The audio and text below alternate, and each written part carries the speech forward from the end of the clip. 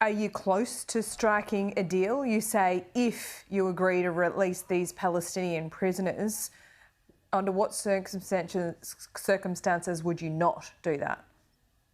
So, as I said, as I speak, in the building behind me, the government is discussing the details. So, as President Joe Biden said in your report just earlier, it's not done till it's done. We also know that we're dealing with a brutal terrorist organization that has plowed through our borders, killed children in front of their parents, parents in front of their children, and again has taken hostage a 9-month-old baby. They're holding a 9-month-old baby at gunpoint in some underground dungeon anywhere. So there are variables there and moving parts, but we do anticipate a deal and we do hope for a deal. And we actually hope that those 240 hostages come home entirely.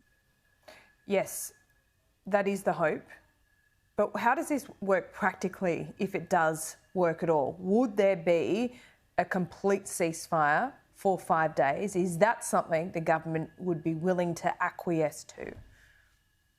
So my Prime Minister has made it very clear that this is not the end of the war against Hamas. We have two key objectives on the war against Hamas. One is to fully destroy Hamas, both militarily and their ability to govern Gaza as they have tyrannically for the last 16 years. So we will free Gaza from Hamas and we will release those 240 hostages. So this is a brief cessation of violence, and then we will crack on to destroy Hamas and to release all of the hostages so that we can create a better day for the people of Gaza and the people of Israel. Around 15,000 people, maybe more, have been killed in Gaza in just the last 6 weeks. If you haven't destroyed Hamas now, how many more people are going to have to die?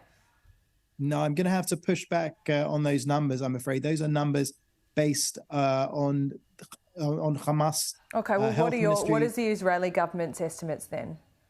So we know that we've killed thousands of Hamas terrorists. Right, okay, we let's know just that say the it's only thousands. reason... Let's just say it's thousands and civilians are among them. Surely Hamas is wiped out or getting close to being wiped out, or are you targeting sympathisers too? No, we are continuing to surgically attack Hamas, go after Hamas in a way that no military has done in modern warfare. This is the gold standard. We're going after Hamas. Our fight is not with the people of Gaza. We've told the people of Gaza in the north of Gaza to move south. 1.1 million have heeded our call and are going to the safer zones. And we're going after Hamas. We're doing it very effectively. And that's why there's even a deal on the table, because Hamas is being battered and they want a breather. That's what's happening now.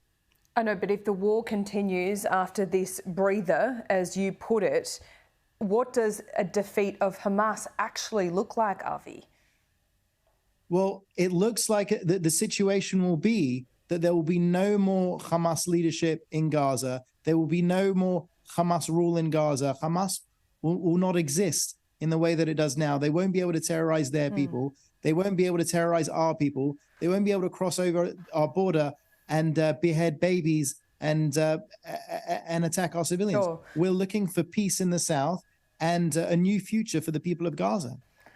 Okay, I'm not sure what that new future looks like when parts of, or almost all of northern Gaza, it looks completely destroyed.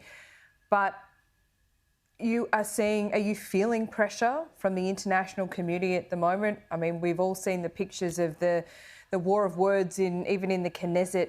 Yesterday, we've seen protests against Benjamin Netanyahu. Are you losing this PR battle? So firstly, I'll say you asked a question about the day after Hamas. The day after Hamas, there's 3 key points. Firstly, Gaza will be fully demilitarized. Gaza will be fully de-radicalized. And then Gaza will have to be rebuilt. Israel will have to be in control of security for obvious reasons. And the civilian leadership, the Palestinian civilian leadership, will have to be decided when we get there. As far as Israel being in control of security is going to be a problem. Well, it's definitely not going to be a problem for Israeli civilians that have seen but won't what it the be Palestinian a problem Authority... for peace in your region? The Palestinian Authority is being essentially endorsed by Blinken as the authority to perhaps fill that void in Gaza. So just the other day, the Palestinian Authority issued a statement, an official statement, claiming that those Israelis, 360 Israelis that were gunned down at that peace festival, at that rave, didn't happen, denying that it happened. This is the Palestinian Authority that is run by a man who wrote his PhD thesis on Holocaust denial, is now denying what happened on October 7th.